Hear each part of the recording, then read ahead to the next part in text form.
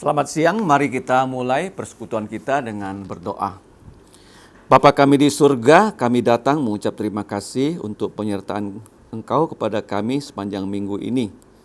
Kami datang menyerahkan waktu kami untuk belajar firman-Mu, kiranya Engkau menuntun supaya kami dapat memahaminya. Dan kami menyerahkan juga untuk kehidupan kami. Kami sadar kami orang berdosa, mohon Engkau mengampuni dosa kami. Dengan darah Tuhan Yesus, hapuskanlah semua pelanggaran kami.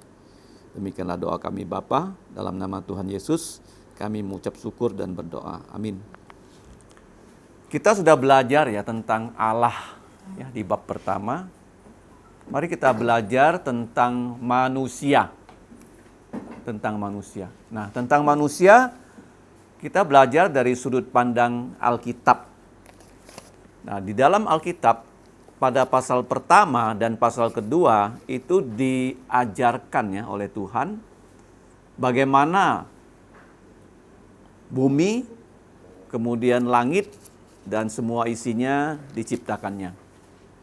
Nah, minggu yang lalu saya sudah pernah menjelaskan apa perbedaan antara istilah Allah dengan Tuhan. Masih ingat tidak?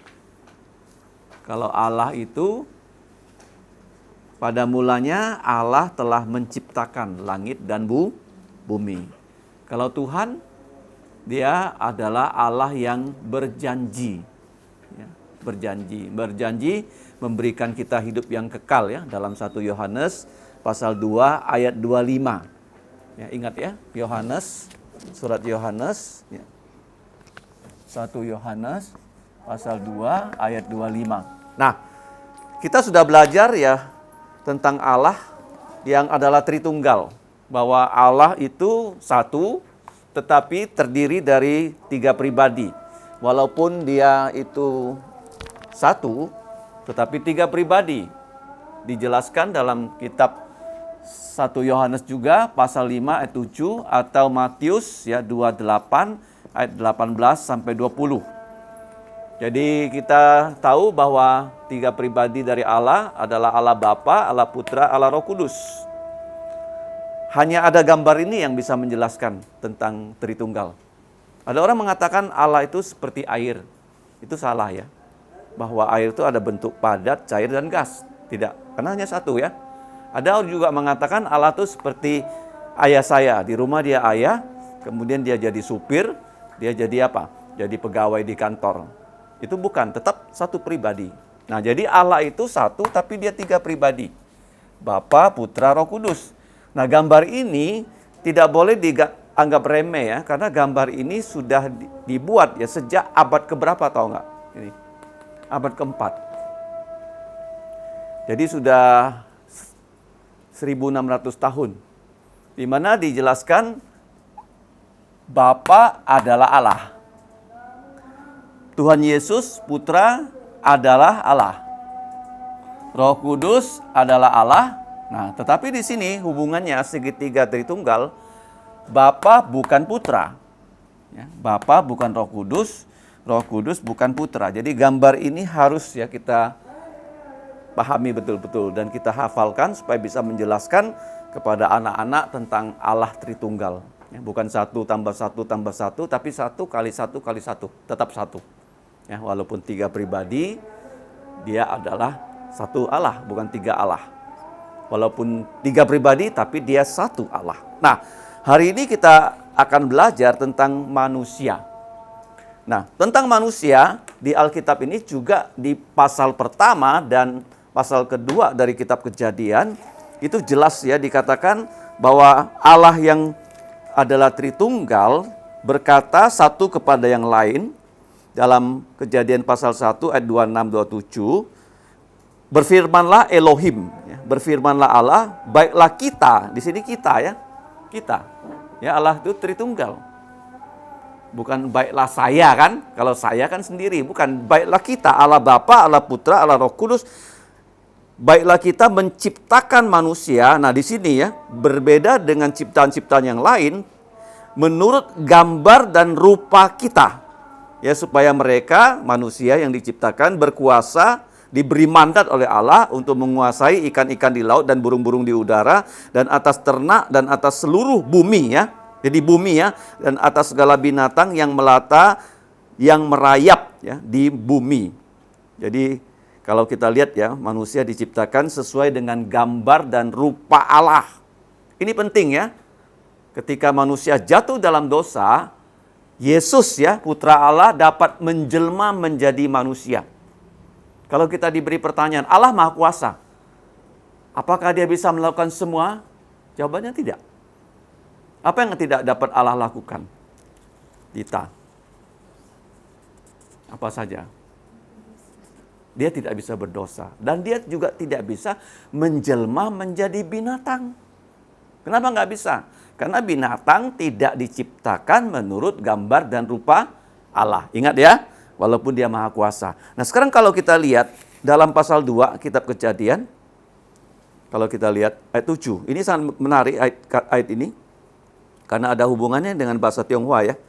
Ketika itulah Tuhan Allah membentuk manusia dari debu tanah dan menghembuskan napas hidup ke dalam hidungnya. Demikianlah manusia itu menjadi makhluk hidup.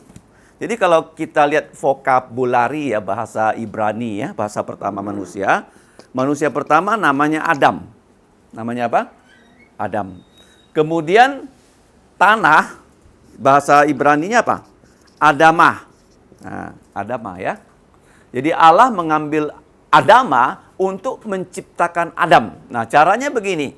Dia mengambil Adamah, bahasa Tionghoanya ini, tu ya. Ini tu ya. Dia mengambil tanah, kemudian dia membentuk tubuhnya Adam. Kau diwakili dengan mulut. Kemudian dia menghembuskan napas kepada Adam dan Adam dapat berjalan menjadi makhluk hidup. Ya, karakter Tionghoa kalau ada karakter yang ini, goresan seperti ini, itu menandakan ada pergerakan. Jadi ini bacanya Cao. Menciptakan. Kejadian pasal 2 ayat 7 ya. Jadi bahasa Tionghoa itu bahasa yang kuno sekali ya. Sehingga bahasa-bahasa kita lihat ya dalam kata-kata bahasa Tionghoa banyak kaitannya dengan Alkitab. Nah, sekarang yang menjadi problem ya dari manusia modern ya. Menjadi problem manusia modern itu timbul di abad ke-19. Abad keberapa? 19 ya. Pada saat itu ada banyak ya pemikir-pemikir di barat yang tidak lagi bagaimana memikirkan alam semesta seperti yang diajarkan Alkitab. Nah, pada abad ke-19 muncul pikiran seperti Darwin. Tahun berapa dia? 1859. Dia membuat sebuah buku yang bernama Asal-usul dari Spesies ya. Jadi dari situ dia mengatakan bahwa dunia ini terjadi karena evolusi. Nah, ini Darwin ya. Evolusi. Apa itu evolusi? Evolusi itu adalah dari satu sel menjadi dua sel, berkembang, kemudian menjadi satu makhluk hidup yang simple, ya seperti bakteri, amoeba, dan sebagainya. Kemudian dari situ berkembang lagi menjadi, lama-lama menjadi manusia. Sebelum menjadi manusia, kera. Nah ini kan satu teori ya. Kalau kita lihat ada bukti nggak? Ternyata nggak ada bukti. Evolusi itu mengatakan apa? Dari yang sederhana menjadi lebih baik. Tapi kalau kita lihat dunia ini bukan yang lebih baik ya didapatkan dari yang tidak baik. Justru yang baik itu menjadi semakin rusak, semakin rusak, semakin rusak. Contohnya lingkungan hidup. Ya, planet ini di zaman ini ya lebih rusak daripada di zaman dulu. Jadi tidak ada ya kebenaran dalam pendapat dari orang yang bernama Charles Darwin. Karena di abad 19 ini timbul ya pikiran-pikiran yang anti Alkitab. Nah, kemudian ada juga tokoh dalam gereja yang bernama Westcott dan Hort 1853. Nah, mereka itu juga mengatakan di dalam teks bahasa Yunani Perjanjian Baru itu terjadi banyak kesalahan. Sehingga manusia perlu ya mengkritik ya Perjanjian Baru untuk menemukan Perjanjian Baru yang asli itu seperti apa. Mereka tidak percaya bahwa Allah memelihara firman-Nya. Westcott dan Hort. Jadi pikiran di abad 19. Kemudian juga kita lihat abad 19 ada seorang Yahudi yang bernama Karl Marx loh. Dia orang Yahudi loh, memperkenalkan ajaran yang bernama Manifesto Komunis. Sehingga kalau kamu lihat ya, ajaran orang Yahudi ini mempengaruhi miliaran manusia di Tiongkok dan ratusan juta orang di Rusia. Ya, mereka tidak lagi percaya pada Tuhan. Nah, kemudian pikiran evolusi ini masuk ke dalam gereja karena evolusi diajarkan di dalam kurikulum sekolah. Kalau kamu pergi di negara-negara maju, ya, ajaran evolusi itu masuk dalam pelajaran biologi yang mengatakan bahwa dunia ini ya tidak diciptakan oleh Allah, tapi terjadi dari evolusi berapa tahun yang lalu. Mereka tidak sepakat. Ada yang mengatakan bisa 5 juta tahun yang lalu. Ada yang mengatakan berapa miliar tahun yang lalu. Jadi sangat kacau. Nah, orang gereja juga karena mereka mengatakan, wah, kalau begitu evolusi ini ya ilmiah. Jadi kalau kita terima Kejadian pasal 1, pasal 2, bagaimana Tuhan menciptakan alam semesta, kita menjadi orang yang tidak bagaimana? Sesuai dengan ilmu pengetahuan. Maka di dalam gereja mereka mulai menyesuaikan Alkitab dengan yang namanya evolusi. Mereka mengatakan ya memang Allah menciptakan alam semesta dan isinya, tapi bukan seperti yang dikatakan oleh kitab Kejadian. Mereka mengatakan Allah menciptakan alam semesta dengan evolusi. Maka mereka memberikan pengajaran sesat yang bernama apa? Teistik. Nah, evolution. Paham ya?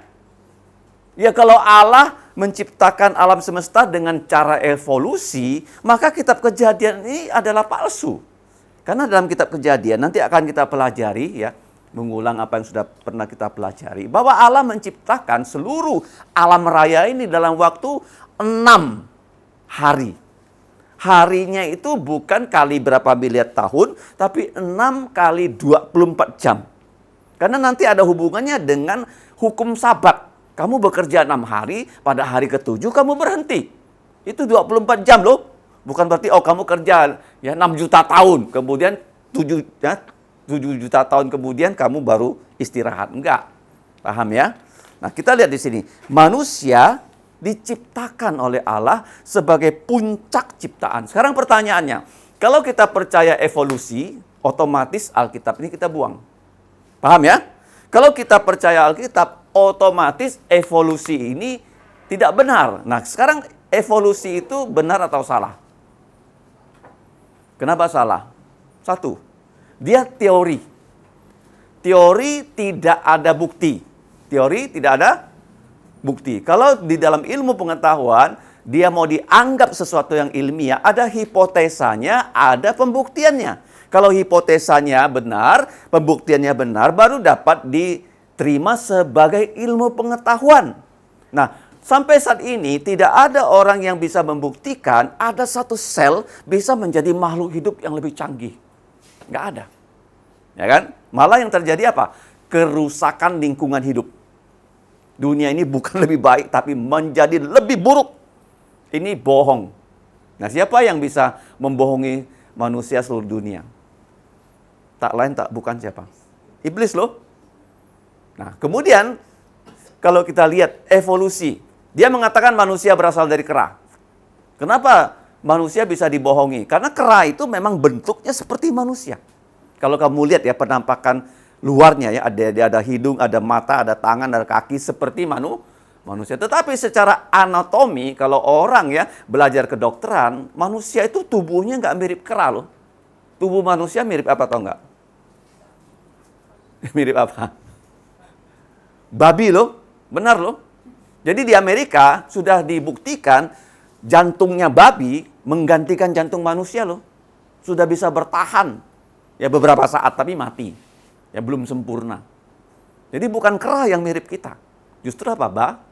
Babi. Nah, kalau di Australia orang operasi jantung mengambil klepnya jantungnya babi menggantikan klep jantung manusia yang rusak. Itu sudah lama. Nah, jadi kalau kita terima Alkitab, maka evolusi ini suatu kebohongan. Tidak ada buktinya. Nah, sekarang kalau kita lihat ya, evolusi satu teori, yang kedua tidak bisa dibuktikan sampai saat ini, dan kalau teori dia tidak nyata, nah sekarang yang terakhir, sampai saat ini pun tidak pernah dibuktikan ada makhluk hidup yang simple menjadi lebih kompleks. Nggak ada. Justru kita ini yang bagus menjadi semakin rusak. Itulah manusia. Zaman dulu ada nggak kamu dengar orang kena yang namanya penyakit autoimun? Zaman dulu kamu pernah nggak lihat banyak orang autis? Ya kan? Sekarang manusia makin rusak akan makin baik. Justru makin rusak. Penyakit itu begitu banyak sekarang. Ya, mungkin karena dietnya, ya, mungkin karena apa? Keadaan modern zaman sekarang. Bukan makin baik. Jadi evolusi itu hanya apa? Teori, ya, bukan kenyataan. Nah, sekarang kalau kita lihat ya, bagaimana Allah ya menciptakan alam semesta. Kembali ke dalam kitab Kejadian pasal 1 yang pernah kita bahas beberapa waktu yang lalu. Kalau boleh saya hapus.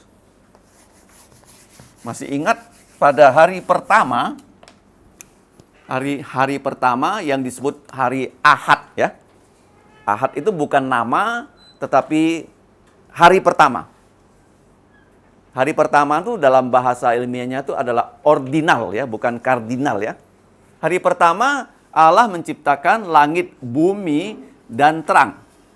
Ya, LBT ya. Hari pertama. Hari kedua, kalau ini namanya Ahad, ini namanya apa? Hari kedua, Senini. Hari kedua, apa yang dia ciptakan? Bukan cakrawala, air di atas. Jadi di sini banyak air di bumi, air ini dinaikkan ke atas. Ya, jadi ada bola air menutupi bumi, sehingga kalau kamu lihat di dalam Kejadian pasal 5, walaupun manusia sudah jatuh dalam dosa, sinar matahari itu nggak langsung masuk ke bumi, sehingga manusia masih bisa hidup 1000 tahun. Ya, air di bawah dinaikkan ke atas. Jadi namanya ini bola air. Hari kedua. Hari ketiga, dia menciptakan ya daratan, lautan, dan tumbuhan. Ya kan? Hari ketiga namanya apa? Selisih. Bukan nama. Selasa itu bukan nama, tetapi hari ketiga, selisih. Dia nggak ada nama. Hari keempat namanya apa? Rebi'i. Apa yang diciptakan? SMS. Sun, Moon, and Star. Ya, SMS. Di sini siapa dulu yang pernah main SMS ya? Ada? Adakah? Sempatkah? Sempat ya, oke. SMS ya. Itu dihitung per karakter ya. Tidak boleh lebih dari 160 karakter, saya lihat ya satu SMS.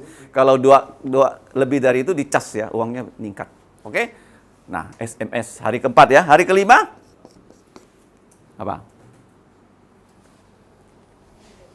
Apa? Nah, tangannya mana dulu? Udara atau air? Ayo baca Alkitabnya. Nanti ditanya muridnya, mana air dulu, mana udara dulu. Hah? Ya. Hari kelima, coba lihat Alkitab ya. Harus yakin ya.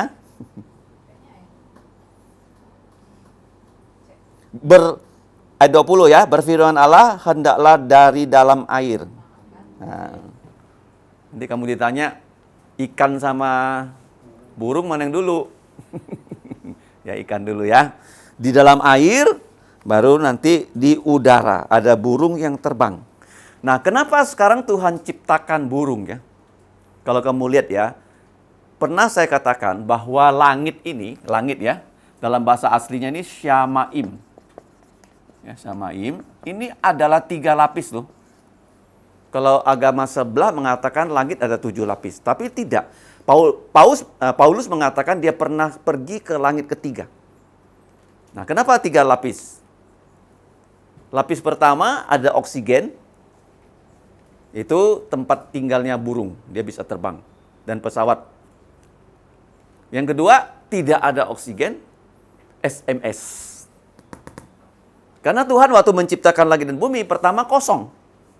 Ya, tidak berbentuk dan kosong. Ya, pembentukan bumi pada hari ketiga dia membuat daratan, sudah kelihatan ada benua-benua. Jadi dari atas kita lihat, oh sudah ada bentuk di bumi, tidak ada bentuk. Ya, kemudian diisi, dia mengisi dengan apa? Dengan pohon. Bumi ini diisi dengan pohon. Kemudian ya langit di atas ya lapis 2 diisi dengan apa? Dengan SMS. Langit lapis ketiga apa isinya? Siapa? Tata Allah banyak apa? Malaikat. Malaikat itu tidak nampak oleh mata. Kemungkinan dia ada di sini, kita nggak lihat dia. Yang jelas di atas sana banyak yang namanya roh jahat.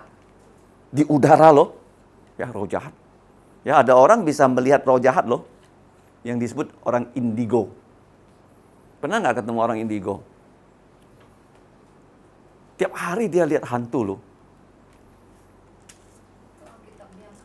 Iya, indigo itu, Yesus bilang, aku bukan hantu. Waktu murid-muridnya takut kan. Oh ya hantu-hantu. Nah, dia bilang, aku bukan hantu. Berarti hantu itu bukan manusia, tapi roh-roh jahat. Dia bisa menampakkan diri dalam bentuk apapun yang dia inginkan. Karena dia pintar.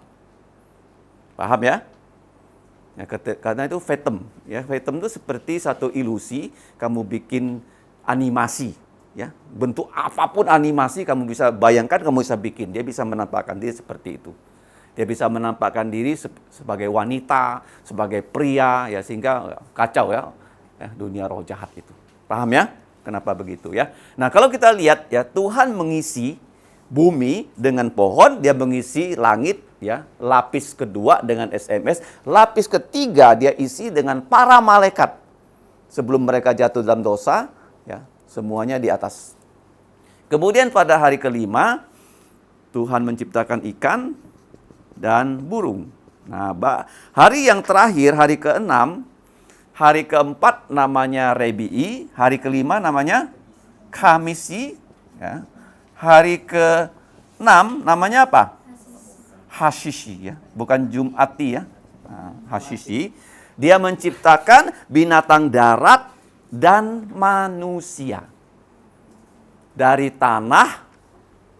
Ya, ini kan tanah kan, diambil tanah kan? Tanah itu bahasa Ibrani apa tadi? Adamah. Dia membentuk tubuhnya Adam. Ini dilambangkan dengan mulut. Dia menghembuskan napas dan jadilah makhluk hidup. Ini kitab Kejadian pasal 2 ayat 7. Nah, jadi kalau kamu belajar Alkitab, kamu harus belajar bahasa Mandarin. Belajar apa? Nah, ada kaitannya ya. Nah, kemudian kalau kita lihat ya dalam diktat kita di sini, sudah saya jelaskan 6 hari penciptaan di halaman 15. Ya, pada hari ke-6, dia menciptakan binatang darat dan Adam, manusia. Nah, pada saat manusia diciptakan, manusia ditempatkan di Taman Eden. Di mana? Di Taman Eden. Nah, sekarang waktu manusia berada di Taman Eden, manusia tinggal di situ berapa lama kita tidak tahu persis. Tidak tahu persis ya. Tetapi waktu di Taman Eden, Tuhan memberi tugas pada manusia untuk mengelola alam semesta. Jadi waktu manusia di Taman Eden mengelola alam semesta, termasuk dia mengelola sendiri, memberi nama semua binatang. Tetapi waktu dia memberi binatang-binatang itu nama, dia tidak menemukan penolong yang sepadan.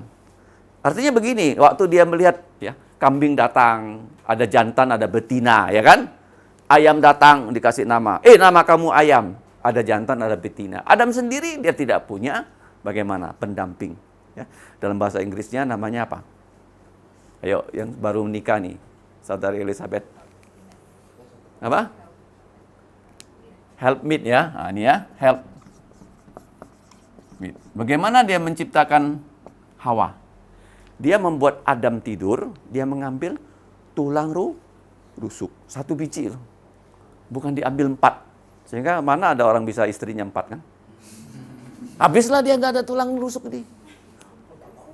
Dan diambil dari tulang rusuk, ada syairnya, bukan dari tulang kepala. Sehingga jangan sampai istri bagaimana? Menjadi bos dari suami. Bukan dari tulang kaki. Ya, ada suami juga sangat kejam, istrinya dibuat jadi pembantu. Ya kan, nggak boleh juga. Tapi diambil dari apa? Samping untuk menjadi pendamping. Nah, jadi waktu Adam sudah punya pendamping, mereka mengelola Taman Eden, sesuatu hal terjadi. Jadi kita tidak tahu kapan malaikat yang di atas sana jatuh dalam dosa. Kalau kamu mau membaca dalam kitab Yesaya 14, Yehezkiel 28. Jadi malaikat-malaikat itu jatuh dalam dosa, jumlahnya tidak sedikit loh. Sepertiga dari malaikat. Malaikat itu kalau jumlahnya miliaran, dan 2/3 itu tidak jatuh dalam dosa. Nah, ini di saat mereka berada di Taman Eden, itu seperti malaikat. Manusia bisa selamat seperti malaikat yang selamat dengan yang namanya perjanjian kerja. Ya. Covenant of works. Artinya begini, Adam dan Hawa kalau mereka digoda oleh iblis dan mereka taat, semua manusia itu tidak lagi pernah jatuh dalam dosa. Paham ya?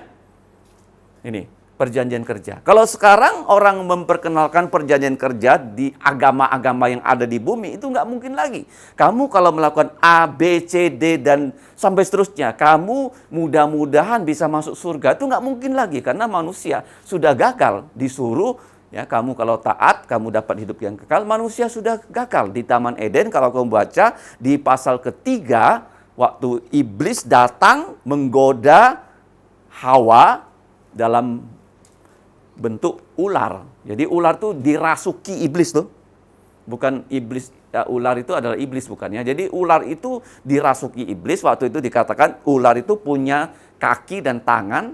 Dan ular itu berbicara pada Hawa. Dan Hawa bagaimana? Tergoda.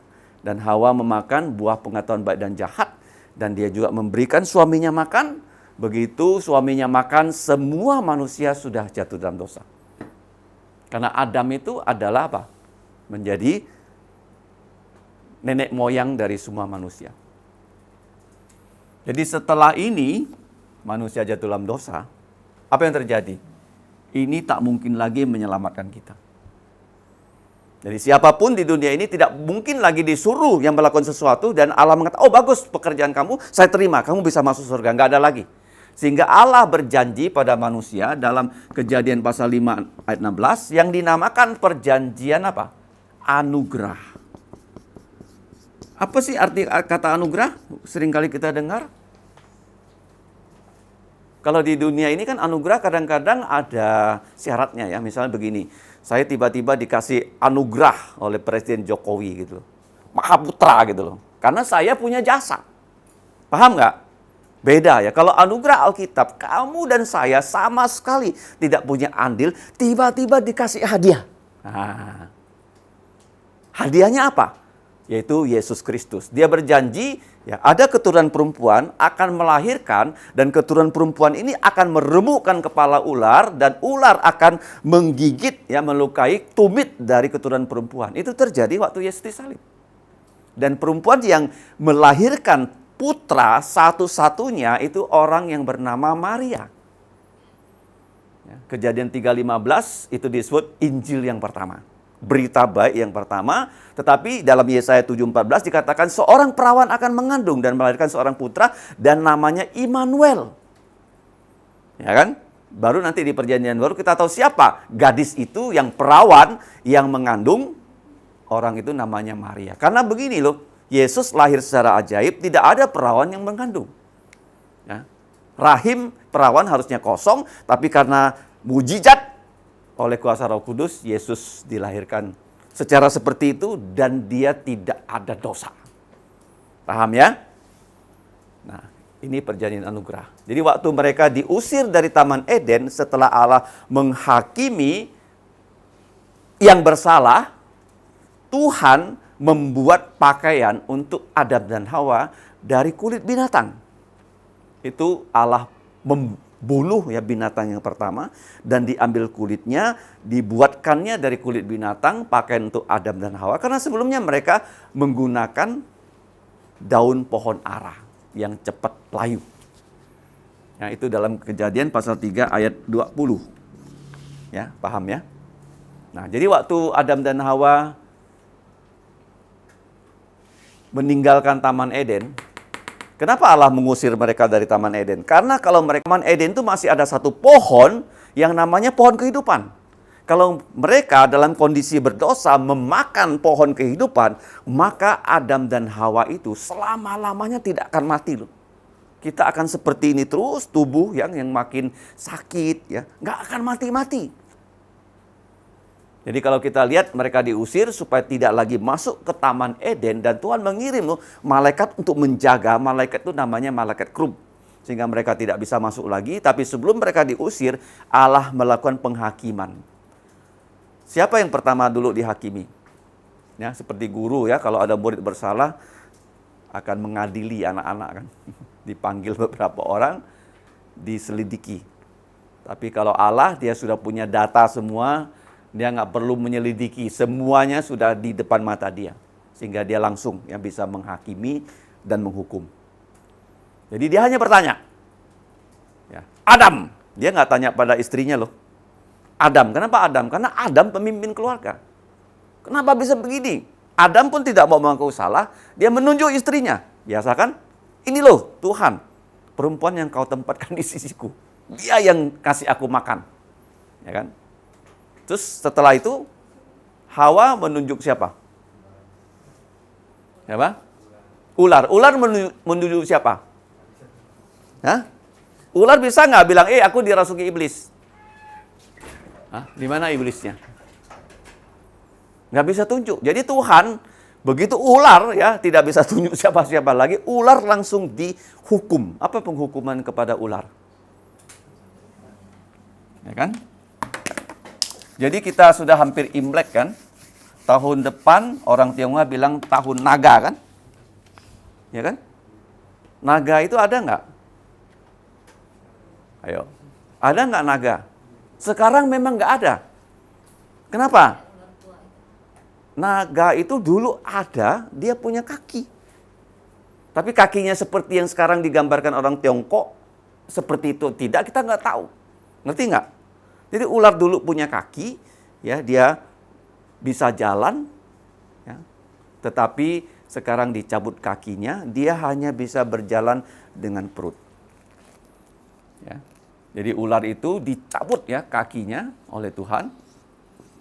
Kutuk yang pertama. Kutuk kedua siapa? Setelah ular kepada Hawa kan? Apa hukuman kepada Hawa? Belum. Kalau melahirkan kan langsung. Hamil 9 bulan sangat susah. Dan melahirkan sangat sakit. Bahkan ada ibu-ibu yang melahirkan sampai dia mati loh. Di Alkitab siapa ibu yang melahirkan sampai mati? Rachel. Dia melahirkan putranya yang bernama Benjamin. Dia mati. Yang ketiga siapa kena kutuk? Adam. Apa kutukannya?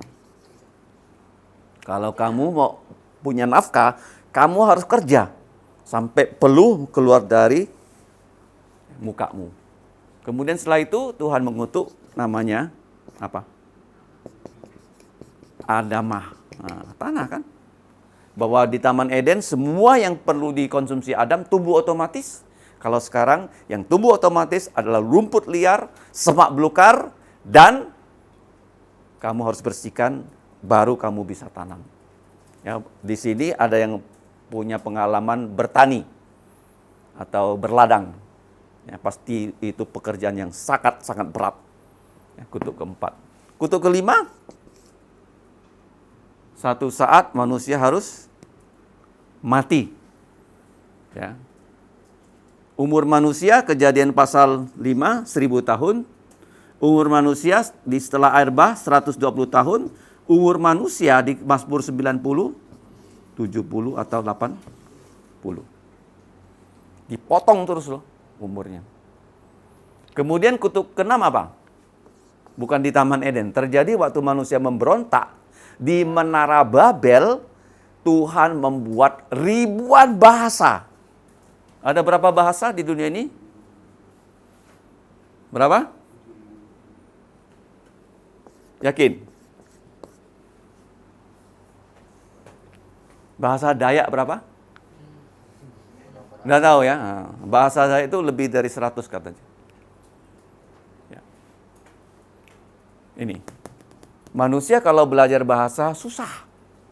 Kutuk berapa? 7. Ke-6 ya. Kutuk ke-7 apa? Neraka. Kalau tidak mau menerima ini, Yesus di sini.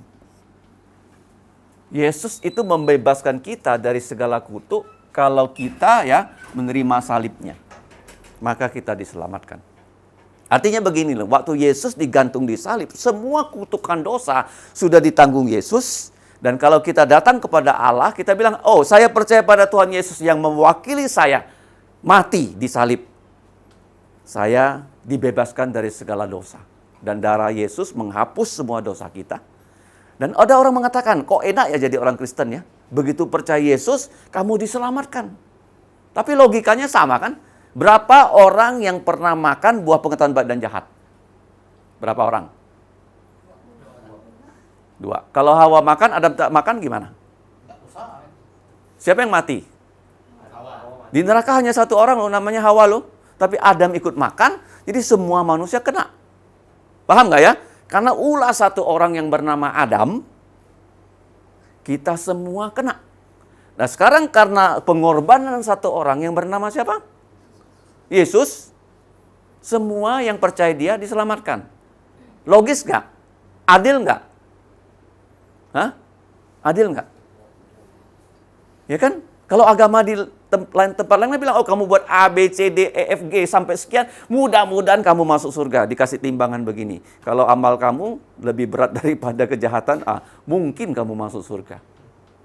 Itu kan teorinya manusia. Padahal Tuhan mengatakan loh, perbuatan baik manusia itu seperti kain kotor. Dalam kitab Yesaya. Kain kotor apa? Bukan pel yang bisa kita cuci loh. Itu adalah pembalut wanita yang sekali pakai harus dibuang. Jadi jelas sekali ya, sekarang tidak ada lagi perjanjian kerja seperti yang diajarkan oleh agama. Kamu berbuat baik, kamu bisa masuk surga. Tidak bisa lagi. Saya tidak bisa, kamu tidak bisa. Hanya ada 1 utusan Allah, Yesus, yang mengerjakan semua yang perlu kita kerjakan sebagai bukti dia tidak ada dosa. Dan bukan hanya itu, dia akhirnya mati di salib, dia tidak ada dosa, tapi dia mati untuk dosa-dosa manusia. Dan dengan darahnya dosa kita bisa dihapus. Kalau kita percaya kepada Yesus, dosa kita diampuni. Dan Yesus itu bukan mati konyol loh. Dia mati pada hari ke berapa? Kalau hari ke... Dia mati hari apa? Jumat. Jumat itu hari ke berapa? Hah? Ke-6 ya? Yakin ya? Ya. Jadi manusia diciptakan hari ke berapa? 6. Ya. Yesus mati hari ke berapa? Ke-6. Terus dia bangkit pada hari? Pertama. Ya, ciptaan baru. Paham ya? Dan Allah menciptakan alam semesta berapa hari? Yesus disalib berapa jam? 6 jam. Kok nggak 7 jam? Kok nggak 8 jam? Semua itu ada kaitan loh. Jadi kalau kita percaya Yesus ya, dosa kita dihapus karena memang itu janji Allah. Setelah itu bagaimana? Dia bangkit dari kematian. Waktu dia bangkit, dia punya tubuh mulia yang tidak bisa mati lagi, yang tidak dibatasi ruang, dan dia janji loh, kamu kalau percaya kepada dia, kamu akan diberi tubuh mulia, dan saya juga. Dan barang siapa yang mati dalam Yesus akan dibangkitkan, punya tubuh mulia, dan kita juga punya tubuh mulia. Yesus nanti datang di angkasa, dia jemput kita ke atas. Bumi ini dalam masa sengsara besar 7 tahun loh. 3,5 tahun pertama itu damai semu, 3,5 tahun terakhir dibuat tulah, sehingga banyak orang mati. Kemudian nanti ya seluruh dunia di bawah antikristus menyerbu Israel, dan Israel berkata, siapa Mesias yang bisa menolongku? Yesus datang menolong mereka. Karena Yesus adalah raja orang Yahudi. Paham? Jadi inilah ya pelajaran kita tentang manusia. Kita sudah jatuh dalam dosa, dan kita memiliki pengharapan di dalam Tuhan kita Yesus Kristus. Tidak ada lagi yang namanya perjanjian anugerah kerja, tapi perjanjian anugerah covenant of apa? Grace. Hadiah. Dikasih cuma-cuma. Asal kita percaya Yesus, kita menerima Yesus, kita diselamatkan. Mari kita berdoa. Bapa di surga, kami bersyukur kami sudah diberi kesempatan belajar tentang kami sendiri. Karena Engkaulah yang menciptakan kami. Kalau tidak ada Kejadian pasal 1, 2, 3 dan seluruh kitab suci, kami tidak tahu kami berasal dari mana dan kami akan kemana. Tetapi dengan firman-Mu, Engkau memberitahu kami apa yang tidak bisa kami ketahui melalui ilmu pengetahuan. Karena pada saat Engkau menciptakan alam semesta, kami tidak ada di sana. Tetapi kami bersyukur bahwa Engkau bersaksi, sehingga kami mengerti akan asal-usul kami dan janji-Mu untuk memberikan kami hidup yang kekal.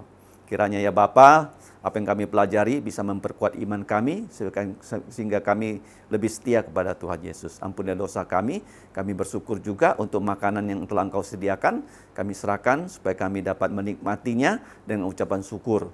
Setelah itu, sebagian kami akan ada yang kembali dan ada yang akan rapat, kiranya Engkau menuntun. Demikianlah doa kami, dalam nama Tuhan Yesus kami mau mengucapkan doa Bapa kami yang berbunyi. Bapa kami yang di surga,